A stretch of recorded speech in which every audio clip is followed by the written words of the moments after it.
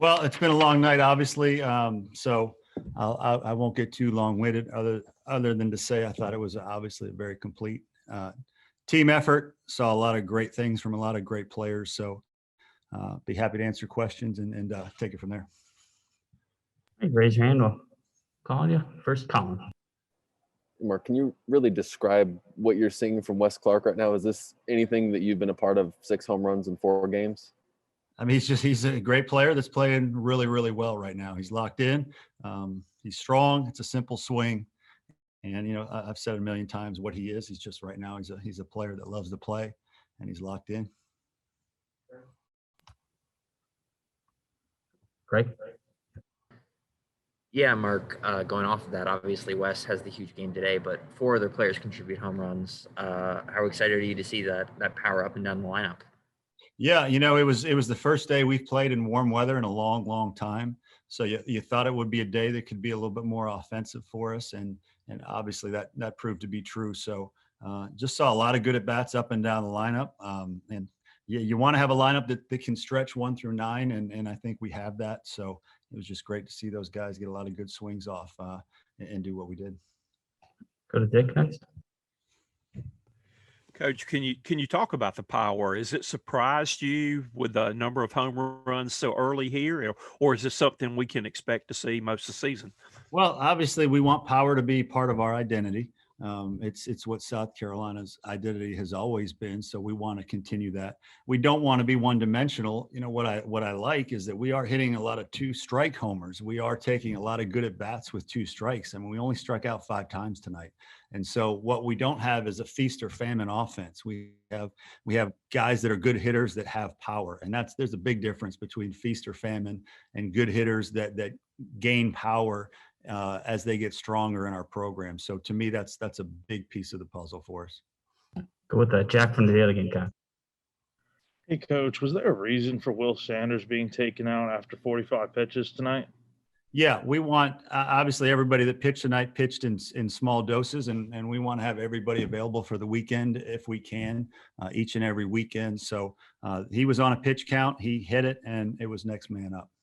Through 4 games, the offense has scored a total of 41 runs. What do you think has been the driving factor behind the success thus far?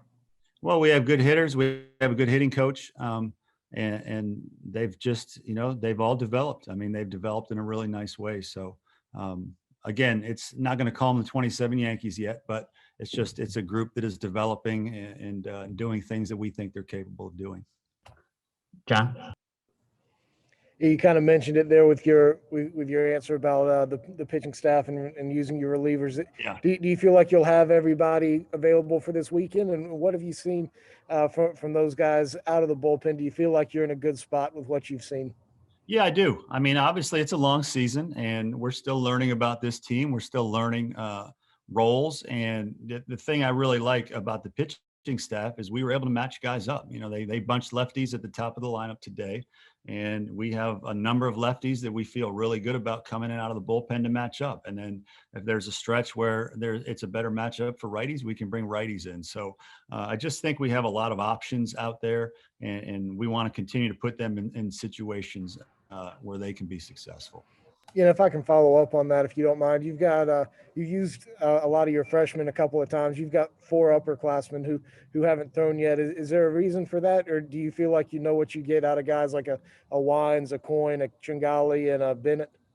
Well, at this point, there's only so many innings to go around, so those guys will get their opportunities. But obviously, we've been on campus for 9 months, and guys have thrown a lot of innings here on campus and have had a lot of opportunities to show what they're all about. So the guys getting the innings right now have done the most to get these original opportunities as the season starts.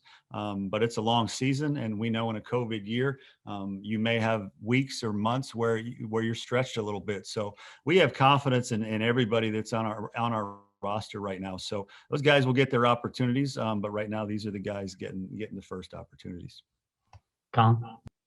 Yeah, Mark, you touched a little on Sanders. Just what did you see from him tonight? Did he show you what you thought? And kind of touch on Jack Mahoney as well, 4 Ks out of the bullpen.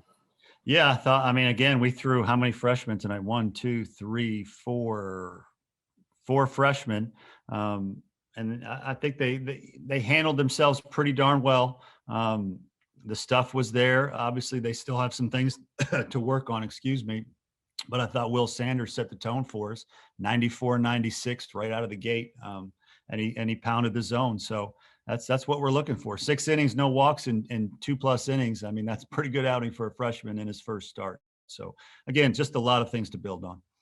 John. Oh, sorry about that. I asked my question already. Okay. Dick. Coach, you mentioned the weekend series.